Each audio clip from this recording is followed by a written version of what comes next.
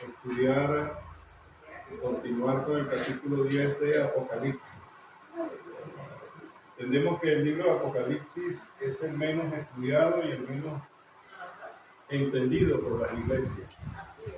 Sin embargo, siempre hay un pequeño remanente, porque tanto de los gentiles que somos nosotros como del pueblo de Israel, siempre habrá un pequeño remanente, porque estrecha es la puerta y pocos son las que la hallan, las que la encuentran. Así que siéntese privilegiado que hoy usted consiguió la puerta para entender la palabra del Señor. Amén. Gloria a Dios. Continuando pues con el estudio de Apocalipsis capítulo 10, dice el versículo 1, vi descender del cielo a otro ángel fuerte, envuelto en una nube, con el arco iris sobre su cabeza, y su rostro era como el sol, y sus pies como columnas de fuego. Hermana Griselda, léame Apocalipsis capítulo 5, versículo 2. Apocalipsis capítulo 5, versículo 2. Y vi un ángel fuerte que pregonaba a gran voz: ¿quién es digno de abrir el libro y desatar sus sellos?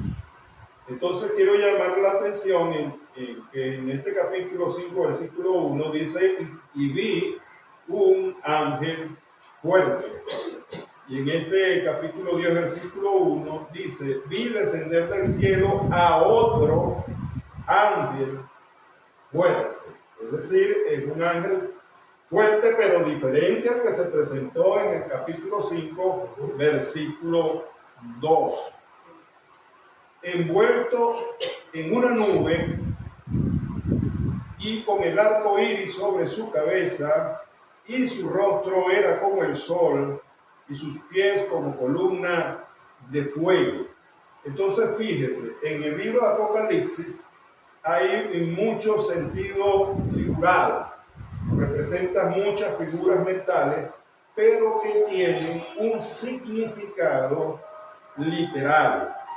Esta imagen que nos da este ángel fuerte, poderoso, envuelto en una nube.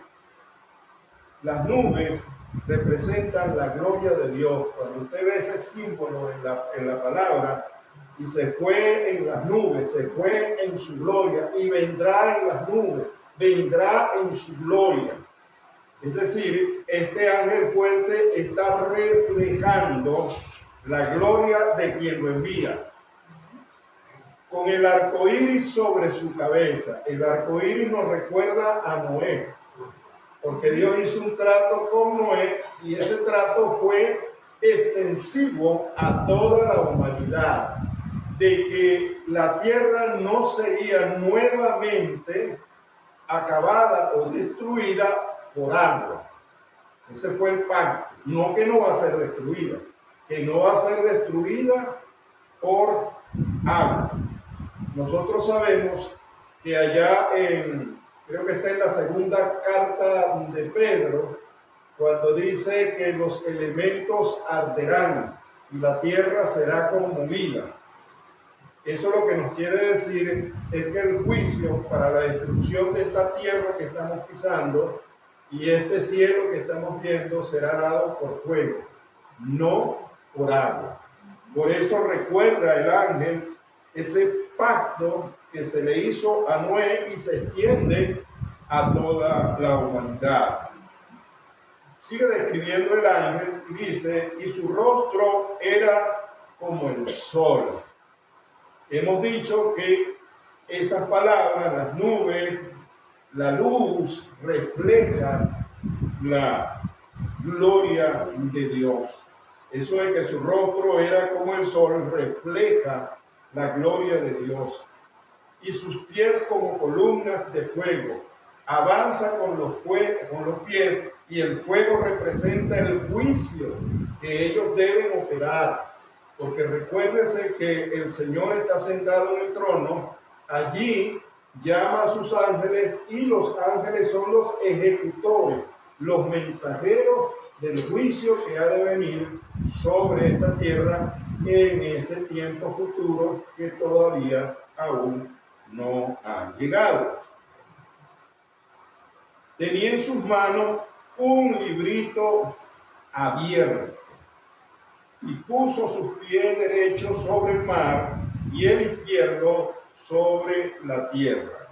Entonces aquí hay una imagen, podríamos decir una doble imagen, cuando dice, y tenía en su mano un librito abierto. Es decir, el libro que fue el libro que representa la propiedad de toda la creación, que fue abierta por nuestro Señor Jesucristo, cuando dice que Juan lloraba porque no conseguía quien pudiera abrir esos sellos, y entonces se presenta el Cordero Inmolado, que es nuestro Señor Jesucristo, el único que tenía o que tiene ese privilegio. Pero aquí se trata del mismo libro. Pero ¿por qué dice tenía en su mano un librito abierto? El ángel, porque la inmensidad del ángel que se describe como poderoso, en su mano el libro se ve pequeño. Es una imagen de comparación visual. Más adelante volveremos a tomar esa figura del librito para explicar otra propiedad que tiene esa imagen que nos está dando el Espíritu Santo en esta palabra. Tenía en su mano un librito abierto y puso su pie derecho sobre el mar y el izquierdo sobre la tierra. Este es un ángel. El librito, cuando es libro, es decir, cuando nadie lo ha abierto, lo abre nuestro Señor Jesucristo. Ahora vamos a ver que nuestro Señor Jesucristo lo entrega adelante y posteriormente veremos que el ángel lo cede a Juan. Entonces, ¿qué representa eso? Eso representa la transmisión de la autoridad o la delegación de la autoridad. La autoridad está en Dios el Padre, luego Dios el Padre la delega sobre Dios el Hijo envía a sus mensajeros delegando autoridad sobre los ángeles, y luego el ángel, al entregarle el libro a Juan, se le delega a Juan la autoridad de poder ver las visiones que dan el mensaje de esta palabra para el tiempo futuro. Es la delegación de la autoridad o autoridad delegada, porque hemos dicho que el único que tiene autoridad absoluta sobre el cielo y sobre la tierra es nuestro Dios Padre, nuestro Dios Hijo, nuestro Dios Espíritu Santo. Entonces, en eso tenemos que estar muy claros. Toda autoridad que sería dada al hombre es una autoridad delegada. Gloria a Dios. Eso es muy importante, porque hay el buen uso, no es el tema, pero solamente el buen uso. Hay el buen uso de la autoridad y hay el mal uso de la autoridad. ¿Qué hacemos nosotros con la autoridad que Dios ha puesto en nuestras manos? Sobre todo aquellos a quienes Dios les dio y llamó a su ministerio. Luego le dio dones para poder desarrollar ese ministerio. Pero eso tiene que ser desarrollado según la palabra de Dios y la autoridad que Dios delegó sobre cada uno de ellos. Dice entonces, tenía en la mano un librito abierto y puso su pie derecho sobre el mar y el izquierdo sobre la tierra. Este ángel, entonces, esa figura de colocar el pie derecho sobre el mar y el izquierdo sobre la tierra, lo que indica es que está tomando en el nombre de Cristo, porque él no lo puede asumir, puesto que no tiene autoridad absoluta sino delegada. Él representa a esa autoridad delegada y asume la propiedad de la tierra, la declara para Cristo. Le voy a dar una imagen terrenal para que entendamos mejor esto. Cuando Cristóbal Colón llegó a las Américas, colocó la bandera de España y declaró y proclamó que esa tierra recién descubierta por él le pertenecía a España y la reclamó en el nombre de los reyes católicos de España. Esa figura es la que estamos viendo aquí. El ángel reclama el cielo y la tierra para su verdadero dueño, nuestro Dios. Vamos a leer Levítico capítulo 25, versículo 23. Entiéndase que la Biblia es su propio intérprete. De esa manera conseguimos versículos paralelos o conseguimos en los capítulos del Antiguo Testamento y sus versículos referencias que nos explican lo que dice Apocalipsis. Eso tiene una razón de ser. Hay que explicarle al pueblo judío en sus propias figuras y en sus propias palabras. ¿Por qué? Porque ellos pasarán por la gran tribulación.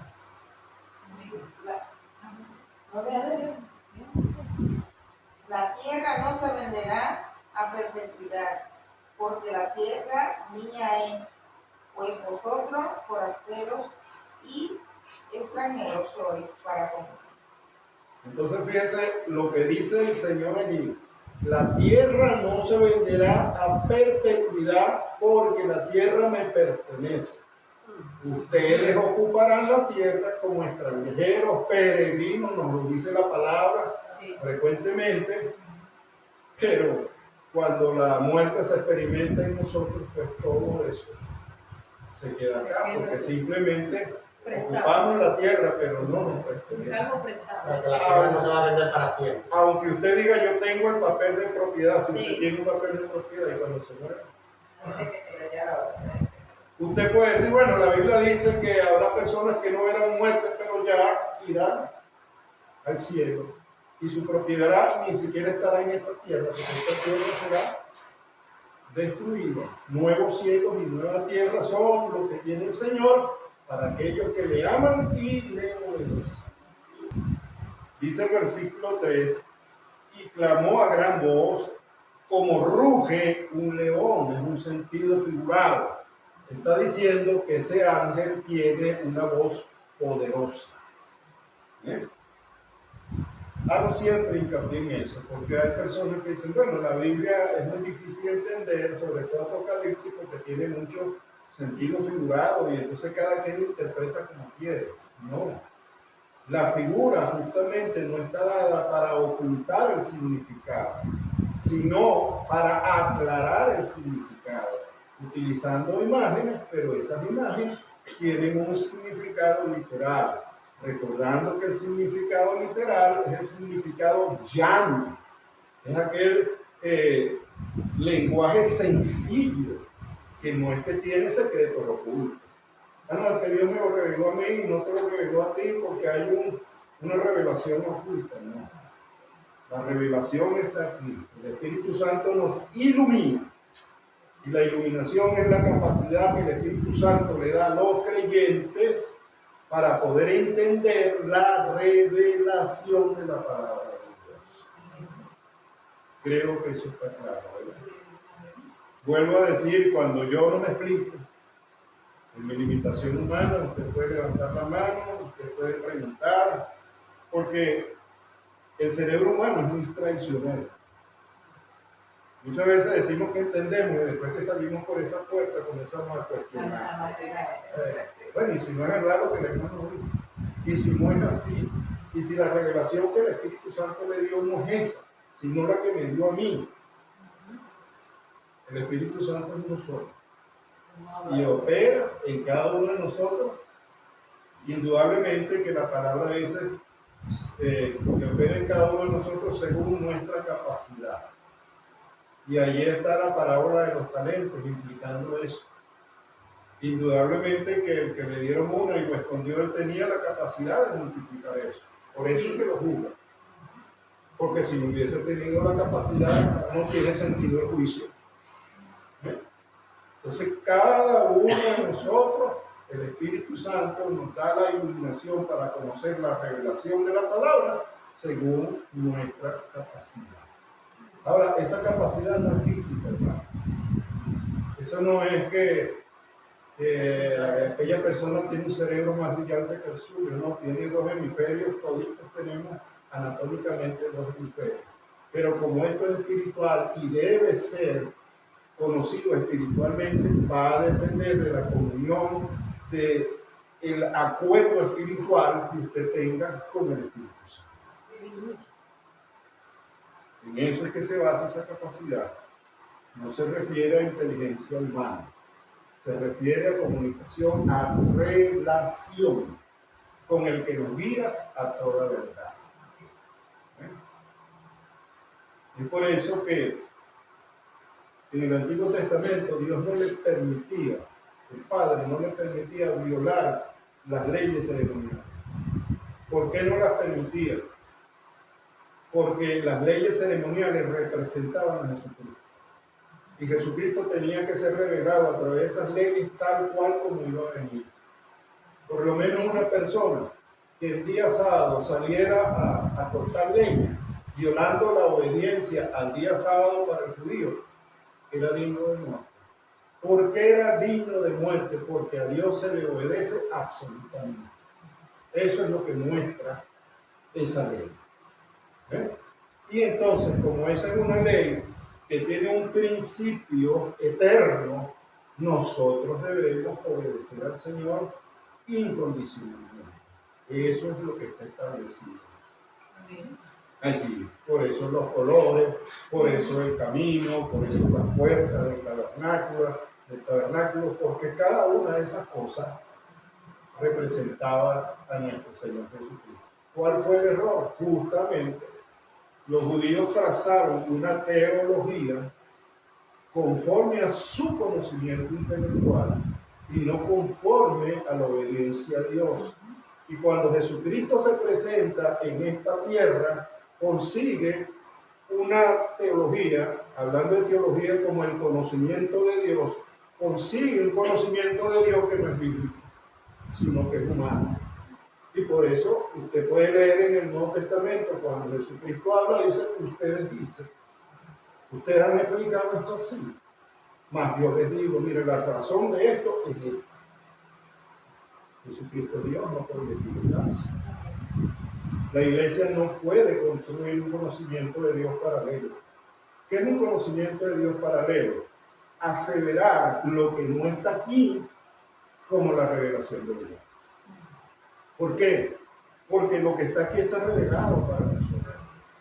Y si hay algo en lo cual Dios tiene que guardar silencio, como le dijo a Daniel, lo veremos un poquito más adelante, le dijo a Daniel, selle esas palabras, Daniel. ¿Por qué? Porque eso no es para este momento, es para el futuro, Daniel. Así, Daniel, que no vayas a especular con respecto a lo que te dije. Tú oíste lo que yo te dije, tú entendiste lo que yo te dije, pero no lo escribes. ¿Por qué? Porque no te autorizo. Entonces, cuando la Biblia carga, cuando la Biblia, inspirada por el Espíritu Santo, pudiéramos decir directamente, cuando el Espíritu Santo no nos autoriza, no inventemos, sujetemos a lo que la palabra dice. Hay una crisis a nivel mundial con la iglesia y por eso estamos perdiendo autoridad. ¿Por qué? Porque Dios honra su palabra. Dios no honra la palabra de los hombres. Si yo ahora hacer esta interpretación, Dios que ve mi corazón, he venido aquí solamente a decir palabras de hombre, Dios no me va a respaldar. Por muy hijo de Dios que yo sea, Dios no me va a respaldar. Porque Dios respalda su palabra. Amén. Gloria a Dios. Y clamó, dice el versículo 3, a gran voz, como rugir un león, o sea, una voz poderosa, pues, si un ángel fuerte, un ángel poderoso. Y cuando hubo clamado, 7 truenos emitieron su voz. Volvemos a conseguir el sentido figurado. Los truenos no hablan. Simplemente cuando una nube choca con otra se producen dos fenómenos, el relámpago y el trueno. Ahora, cuando dice que, y cuando hubo clamado 7 truenos, el número 7, en interpretación bíblica, nos muestra una obra terminada o nos muestra una obra poderosa, en interpretación del símbolo de un número llamado gematría. Y cuando dice hubo clamado 7 truenos emitieron sus voces.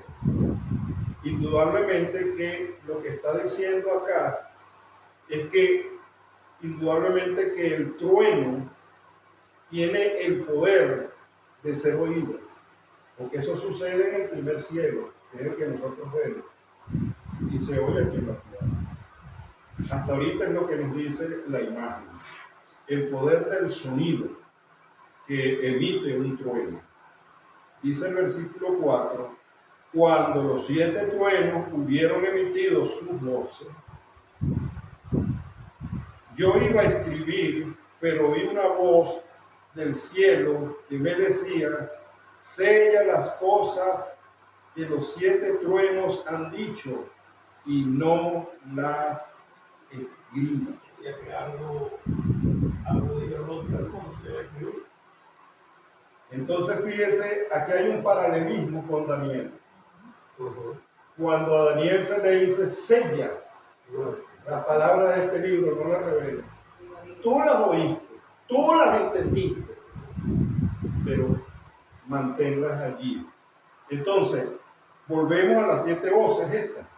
Dice, y cuando los 7 truenos hubieron emitido sus voces, entonces hay que preguntarse qué simbología, qué figura representan estas 7 truenos que hablan. Así como cuando dice, y vi delante del trono de Dios los 7 espíritus de Dios. Y ya sabemos que es la imagen de la plenitud del Espíritu de Dios, que es el Espíritu Santo. ¿Ven? Entonces, estas voces plenas, llenas de poder, que hubieron emitido sus voces, cuando uno va a la palabra, entiende que esas voces representan, esos truenos representan la voz de Dios. La voz de Dios. Por allá vamos a ver el Salmo 29, versículos 3 y 4. ¿Qué principio hermenéutico estamos aplicando ahí? La Biblia es su propio intérprete. Vamos a buscar versículos que nos interpreten qué quieren decir esos 7 truenos que hablan. Que dice, cuando los 7 truenos hubieron emitido sus voces. Salmo 29. 29, versículo 3 al 4. Voz de Jehová sobre las aguas. Trueno de Dios de gloria. Jehová sobre las muchas aguas. Voz de Jehová con potencia. Voz de Jehová con gloria. Entonces, el Salmo 29 nos explica que esos 7 truenos son la voz de Jehová. Esa es la explicación de la figura, pero literalmente, en sentido, en un lenguaje sencillo, llano, representa la voz de Jehová. Y ahí hay una figura que dice voz de Jehová sobre las aguas, pero allí también es un sentido figurado, porque las aguas como símbolo en la palabra de Dios pueden representar, según el contexto en el que se desarrolla, pueden representar multitud de personas. Según el texto, porque hay un texto donde el agua representa la palabra de Dios, por lo menos allá en Juan capítulo 3, cuando se le dice a Nicodemo, es necesario nacer del agua y del Espíritu. El agua que allí en ese contexto es la palabra de Dios. Pero cuando vemos allá en el Salmo, que la voz de Jehová, que es la voz del trueno, está sobre las muchas aguas, representan que es su voz, que es su evangelio, que es su palabra desde Génesis hasta Apocalipsis, sobre toda la humanidad. Así es como podemos conseguir el significado de muchas expresiones en Apocalipsis. Si nosotros nos acostumbramos a esta dinámica, a medida que la practiquemos, nos va a ser fácil el interpretar la palabra de Dios. Ahora, ¿quién actúa ahí? El Espíritu. Porque entonces se va a dar cuenta que usted oye unas interpretaciones o lee unas interpretaciones y lee la palabra y va a ver el momento que el Señor le hace sentir esa interpretación no es real. ¿Quién hace eso? El Espíritu Santo, no es el intelecto humano. Ciertamente el Espíritu Santo respeta el desarrollo intelectual de cada uno de nosotros. Por eso, fíjense una cosa, el Señor llamó a Pedro, apóstol, y a Pablo, los dos son apóstoles, los dos tienen el Espíritu Santo, los dos son gobernados por el Espíritu Santo, porque ellos llegaron a ese nivel, llegaron al nivel de ser llenos del Espíritu Santo. Sin embargo, el que se dirige a las cortes reales es Pablo, y no Pedro, pero los dos son apóstoles. ¿Por qué? Porque el Espíritu Santo respetaba la preparación que se le había permitido tener a Pablo. Y hago una reflexión, no nos debemos molestar. Cuando veamos esto, debemos darle gloria a Dios. Porque si eso aparece en la Biblia, qué bendición es que aparezca sobre nosotros también. Gloria a Dios. Entonces, cuando los 7 truenos hubieron emitido sus voces, que ya sabemos que es la voz del Padre, yo iba a escribir, pero oí una voz del cielo, es decir, él entendió lo que esos 7 truenos, que es la voz de Dios, le dijo. ¿Y por qué iba a escribir? Porque desde que nosotros vemos Apocalipsis, desde el capítulo 1, le dice a Juan, que se le muestra en una visión, escribe lo que ves. Entonces él lo vio y lo entendió, pero le dijeron un momentico. Ahora, ¿por qué? Sería la explicación por qué Dios lo detiene. Porque todavía no es el fin. Seguimos en juicios parciales.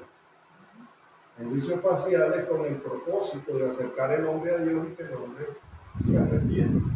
Aunque sabemos que la mayoría no se arrepentirá. Pero Dios, como quiere que todos seamos salvos y procedamos al arrepentimiento, sigue dando oportunidad. Ahora, ¿cuándo se nos revelará lo que dijeron esos 7 truenos, esa voz de Dios que no le permitió a Juan escribirla en la revelación? Al final. Cuando ya se suene la última trompeta, que es la trompeta del fin. Porque solamente han sonado 6 trompetas y todo esto es un preámbulo antes que suene la última trompeta. Gloria a Dios. Cuando la trompeta suene, yo mira, yo me voy. Cuando la trompeta suene, ya nosotros hace años que estamos en el cielo, en Apocalipsis capítulo 4. Ay, gloria al Señor. Muy bien. Entonces, y el ángel que vi en pie sobre el mar, estoy en el versículo 5, y sobre la tierra, levantó sus manos al cielo. Ese es otro simbolismo judío que ellos entienden muy bien, porque dice, levantad sus manos santas, sin ira y sin contienda, porque levantar las manos representa la victoria. Usted se acuerda cuando Moisés lo llevaron a aquella batalla, que cuando bajaba las manos prevalecía el enemigo. Y entonces, bueno, se la levantaba y volvía a Israel a estar en victoria. Porque levantar nuestras manos santas sin ira y sin contienda representa victoria. Un simbolismo que los judíos entienden muy bien. Gloria al Señor. Y el ángel que vi en pie sobre el mar y sobre la tierra levantó sus manos al cielo. Voy a reforzar sobre los 7 truenos. Vamos a leer Job, capítulo 37, versículo 5. Acuérdense que los salmos de Job son poesía hebrea, y en la poesía hebrea se muestra el sentimiento y las emociones que genera la palabra de Dios. Truena Dios maravillosamente con su voz. Él hace grandes cosas que nosotros no entendemos. Así nada más. Sí. Job 37, 5. En esa voz que él hace grandes cosas que nosotros no entendemos. Lo que le dio Jesucristo, porque Jesucristo es Dios, estoy hablando de las cosas de la tierra y no me entienden. Si le hablo de las cosas del cielo, va a quedar claro en su vista, no van a entender eso. Vamos a tocar el punto de cuando se le prohíbe a Daniel de explicar o revelar lo que Dios le dio. Daniel capítulo 12, versículo 4, y luego en ese mismo capítulo 12 vamos al versículo 9. Estamos haciendo ese ejercicio, como siempre decimos, para diferenciar la verdad de la palabrería. La verdad necesita evidencias bíblicas, la palabrería no las tiene. Daniel 12:4. Pero tú, Daniel, cierra las palabras y sella el libro hasta el tiempo del fin. Muchos correrán de aquí para allá y la ciencia se aumentará. Y ahora en ese mismo 12, el 9. Él respondió, anda, Daniel, pues esas palabras están cerradas y selladas hasta el tiempo del fin. Entonces, al igual que Juan, dejan esas palabras para el tiempo del fin, son exclusivas para ese momento. ¿Qué comunión tan grande tenían Daniel y Juan con el Señor? De verdad. Porque si bien es cierto que después del pecado de Adán y Eva, el hombre, Dios no se paseó más por el Edén, pero sí tiene hombres aquí, ojo, hombres y mujeres, seres humanos, a quienes nos habla. En aquel entonces él hablaba a través de los profetas o hablaba personalmente con ellos a través de su voz. Y hoy habla por el Espíritu Santo de Dios. Hebreos capítulo 1, versículo 1, habiéndonos hablado en otros tiempos por los profetas, hoy nos habla por o a través de nuestro Señor Jesucristo. ¿Y cómo es eso, hermano? Que nuestro Señor Jesucristo es la palabra viva, nos habla a través de su palabra. Gloria a Dios. Alabado sea su nombre. Dice el versículo 6, y juró por el que vive por los siglos de los siglos. Fíjense una cosa, hay interpretaciones antiguas que decían que este ángel fuerte y poderoso era Jesucristo. Entonces citaban antes de la encarnación en el Antiguo Testamento a Jesucristo como el ángel de Jehová. Pero una vez que Jesucristo se presenta como la imagen del único Dios verdadero en esta tierra, en forma humana, ya Jesucristo no se presenta más como un ángel, sino como Jesucristo hombre y Jesucristo Dios. Su forma humana, Jesucristo no la ha perdido. Él está en el cielo manteniendo su forma humana.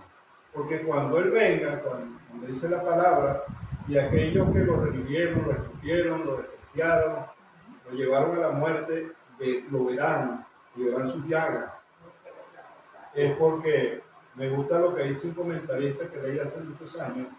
Dice, Jesucristo amó tanto a su forma humana que aún en el cielo, como el Rey de Gloria, no se ha deshecho de él y volverá con su forma humana para que todo ojo lo pueda ver, tal cual como me gustó esa apreciación del ser humano, que es muy gráfica, muy bonita. Ahora fíjese Entonces, número uno, ¿por qué este ángel no es Jesucristo? Si Juan lo hubiese reconocido como Jesucristo, se hubiese inclinado, arrodillado y hubiese rendido adoración como pasó la primera vez cuando se lo vio y lo adoró. Número uno. Y número dos, este ángel no jura por él mismo, sino que tiene que jurar por Dios, porque ese ángel no es Cristo. Vamos a ver Hebreos capítulo 6, versículo 13. Si hubiese sido Dios, tiene que jurar por él mismo, porque no hay otro más grande que Dios. Amén. Porque cuando Dios hizo la promesa a Abraham, no pudiendo jurar por otro mayor, juró por sí mismo. Este ángel, cuando vemos aquí, y juró por el que vive por los siglos de los siglos, que crió el cielo y las cosas que están en él, y la tierra y las cosas que están en ella, y el mar y las cosas que están en él, que el tiempo no sería más. Entonces, número uno, jura por Dios, no jura por sí mismo. Si hubiese sido ese ángel Jesucristo, tiene que jurar por sí mismo, porque no hay otro más grande que él, como dice Hebreos que acabamos de leer, capítulo 6, versículo 3. Lo voy a leer otra vez para que se le quede a la gente. Amén. Es muy importante. Porque cuando Dios hizo la promesa a Abraham, no pudiendo jurar por otro mayor, juró por sí mismo. Sí, no pudiera, porque no hay otro mayor, no puede Otro jurar. nombre dado a los hombres. Por eso es que no hay otro Dios, por eso es que Alá no es Dios, por eso es que no hay otro Dios.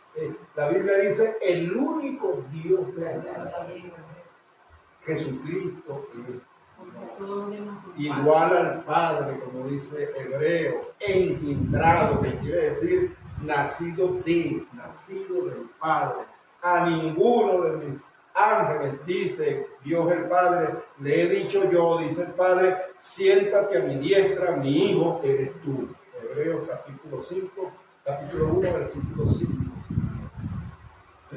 Así es que se desmontan esas falsas interpretaciones.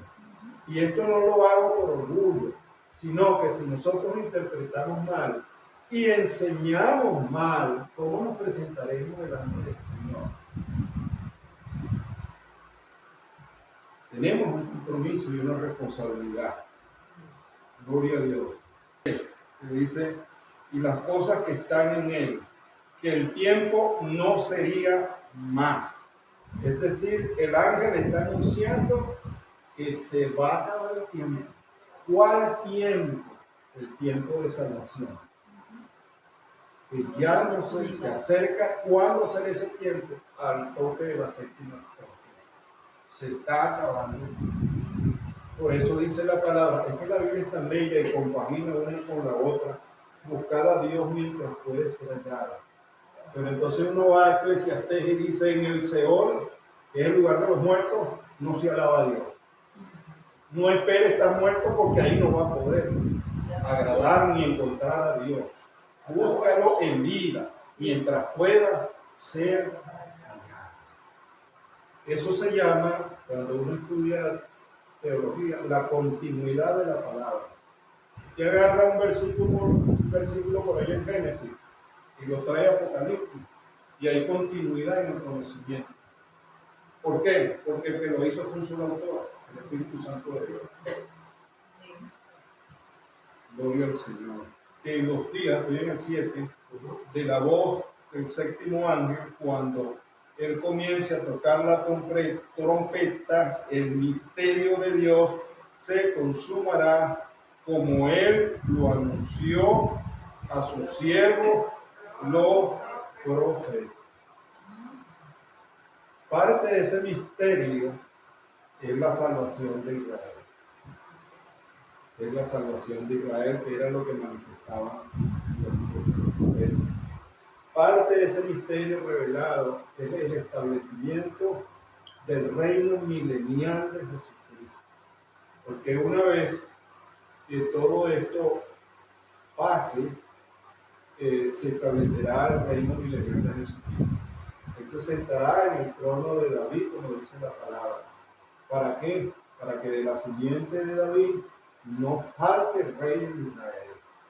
Y será restaurado el reino que fue dividido, el reino del sur y el reino del norte, y que después desapareció, será restaurado por nuestro Señor Jesucristo. La palabra es bella porque dice que Jerusalén no necesitará muros de protección física hecho por hombre, porque su muro y su protección será el rey, nuestro Señor Jesucristo, sentado en el trono de David. A mí me parece eso muy bello. Y ahí no vamos a necesitar la cúpula de hierro. Ahí no va a necesitar la cúpula de hierro, gloria a Dios por esa observación. Gloria a Dios. Vamos a ver qué dice Mateo capítulo 24, versículo 22. Y si aquellos días no fuesen acortados, nadie sería salvo. Mas, por causa de los escogidos, aquellos días serán acortados. Eso corresponde a esa expresión que nos dice en el versículo 6, que el tiempo no será más. Tiene un límite y Dios en su misericordia acortará esos días. Es decir, ¿cuántos serán esos días? 7 años. Dado por Daniel, allá en la revelación que se le dio a Daniel, y dado también en el libro de Apocalipsis. 7 años divididos en 3 años y medio y 3 años y medio. ¿Por qué son cortos esos días? Imagínense el tiempo que tiene la tierra desde que Dios la hizo hasta que llegue ese momento que solamente serán 7 años. Por supuesto, es un tiempo sumamente corto. Y a eso se refiere la expresión que uno lee en Apocalipsis capítulo 1 cuando dice que esto ha de suceder pronto. Ese pronto no es que sucede ya, sino que una vez que se inician estos sucesos, viene uno detrás de otro, ya no se detiene. Y sucederá en un tiempo de 7 años. Dice el versículo 8, la voz que oí del cielo, ahora sí lo declara directamente, los 7 truenos, es una voz que oyó del cielo. La voz que oí del cielo, otra vez conmigo, y dijo, ven y toma el librito que está abierto en la mano del ángel que está en pie sobre el mar y sobre la tierra. Ahora aquí la expresión librito que se presenta por segunda vez. ¿Qué nos quiere decir? ¿Por qué usa el diminutivo? Porque ya el libro que fue abierto por nuestro Señor Jesucristo han transcurrido muchas cosas que están escritas allí. Y ya está por terminarse lo que está expresado en el libro. Entonces se utiliza el diminutivo como expresión de que lo que queda por verse en ese libro de los 7 sellos es poco. Por eso se utiliza el diminutivo. Dice ese 8, la voz que oí del cielo habló otra vez conmigo y dijo, ve y toma el librito que está abierto en la mano del ángel que está en pie sobre el mar y sobre la tierra. Y fui al ángel diciéndole que me diese el librito. Ahí se le delega autoridad. La autoridad del libro, ahora a un ser humano, a Juan, llamado también el discípulo amado, Juan el teólogo. Dice, ve y toma el librito que está abierto en la mano del ángel, que está en pie sobre el mar y sobre la tierra. Fíjese la autoridad. Ahora puede tomar de la mano del ángel el libro. Eso es autoridad. 9. Y fui al ángel diciéndole que me diese el librito. Y él me dijo, toma y cómelo, y te amargará el vientre, pero en tu boca será dulce como la miel. Jeremías capítulo 15, versículo 16. No me hallaras tus palabras, y yo las comí, y tu palabra me fueron por gozo y por alegría de mi corazón. Porque tu nombre se invocó sobre mí, oh Jehová, Dios de los ejércitos. Esa palabra es dulce por las promesas que Dios ha hecho al pueblo de Israel y a nosotros también, de estar en su presencia. De manera que cuando se presente la gran tribulación, al creyente le será por gozo, como dice ahí Jeremías, porque sabe que el cumplimiento de las promesas y la reunión eterna con su Creador ya está cerca. Ya está cerca. Vamos a ver qué dice Ezequiel capítulo 3, versículo 1 al 3. Me dijo, hijo de hombre, come lo que hayas, come este rollo, y ve y habla a la casa de Israel. Y abrí mi boca y me hizo comer aquel rollo. Y me dijo, hijo de hombre, alimenta tu vientre y llena tus entrañas de este rollo que yo te doy. Y lo comí y fue a mi boca dulce como la miel. Entonces, ese versículo 9, habiendo ya visto este contexto, y fui al ángel diciéndole que me diese el hilito, y él me dijo, toma y cómelo, y te amargará el vientre, pero en tu boca será dulce como la miel. Entonces, por supuesto, también indica una etapa de transición. De la parte dulce, que es el conocimiento de la palabra de Dios, y por supuesto, las promesas que Dios tiene para su pueblo, tanto al pueblo de Israel como a nosotros, el pueblo de los gentiles, porque de ambos pueblos Dios ha hecho un solo pueblo, el remanente fiel, tanto de Israel como de la iglesia. Eso es dulce. Pero el conocimiento de los juicios que han de venir sobre esta tierra para juzgar a los habitantes de la tierra, no a los habitantes del cielo, de eso lo hemos explicado, a los habitantes de la tierra, tiene que ser amargo.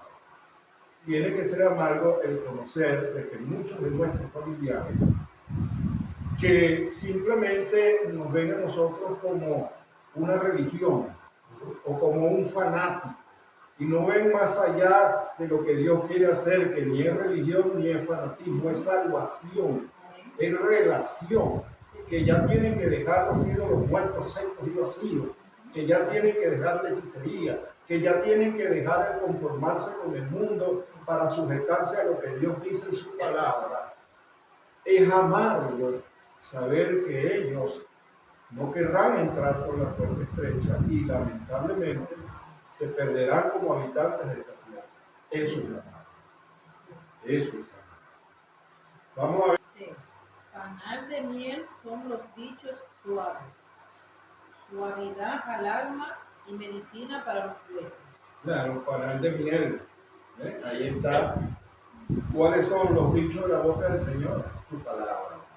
Es medicina en los huesos. Porque, hermano, podemos tener una enfermedad incurable, pero el solo hecho de saber que recibiremos un cuerpo glorificado, donde el llanto, ni la muerte, ni la enfermedad estarán sobre nosotros, eso tiene que darnos gozo, que va más allá de la alegría. Que sufrimos, que la enfermedad incurable nos produce dolor, nos produce muchas veces ansiedad, decepción, sí, pero llegará el momento que el aguijón de la muerte no tendrá poder sobre nosotros. Amén. Esa es la palabra del Señor. Y Él no miente ni se arrepiente de lo que ha dicho. Dice entonces, relevo el 9, y fui al ángel diciéndole que me diese el librito, y él me dijo, toma y cómelo, y te amargará el vientre, pero en tu boca será dulce como la miel. Versículo 10, entonces, y conectivo, habiendo sabido esto, entonces tomé el librito de la mano del ángel y lo comí. Y era dulce en mi boca como la miel, pero cuando lo hube comido, amargó mi vientre. Le hemos dicho por qué.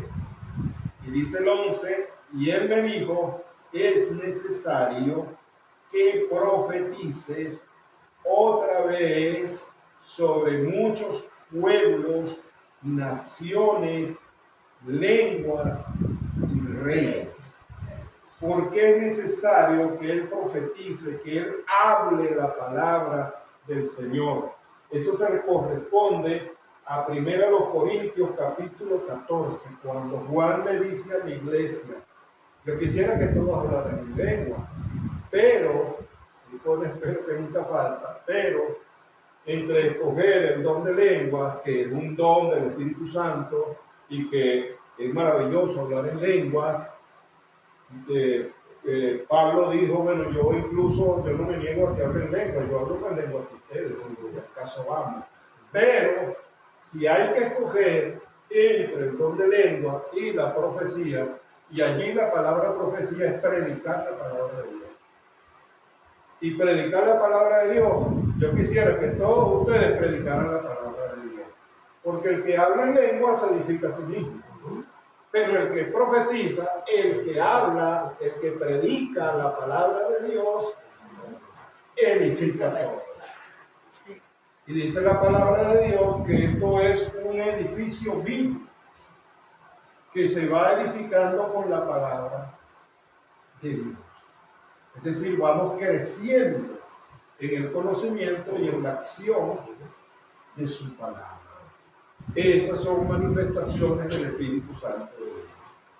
Porque sin él nada de esto pudiera ser entendido y comprendido y realizado. Entonces dice el 10, tomé el librito de la mano del ángel y lo comí, y era dulce en mi boca como miel, pero cuando lo hube comido, amargó mi vientre, y él me dijo, es necesario que profetices otra vez sobre muchos pueblos, naciones, lenguas y reyes. Ahora, ¿por qué es necesario? Porque a pesar de que se está dando la gran tribulación, y a pesar de que el cielo está respondiendo con juicios contra el imperio del anticristo, hay personas que pudieran proceder al arrepentimiento con oyendo la palabra del Señor. Recuérdense que habrá 144,000 de las 12 tribus de Israel que serán sellados para que puedan pasar a través de la gran tribulación. Y cuando lleguemos al capítulo 14, vamos a ver las características de esos 144,000. Y hay una característica que a mí siempre me ha llamado la atención, porque dice que ellos hablarán verdad entre los hombres. Y la única verdad es la palabra de Dios. Entonces no es necesario que nos digan que van a predicar la palabra de Dios, porque hablar la verdad absoluta de Dios es su palabra. Porque dice, y no se halló mentira en su boca. Es decir, la verdad que dicen es una verdad absoluta. Y la única verdad absoluta es su palabra. Y cuando usted y yo hablamos la única verdad absoluta, predicamos. Bueno, hasta aquí lo que Dios nos ha dado. Que la profecía más segura es la palabra. Es la palabra. Entonces, Dios nos bendiga, Dios nos guarde.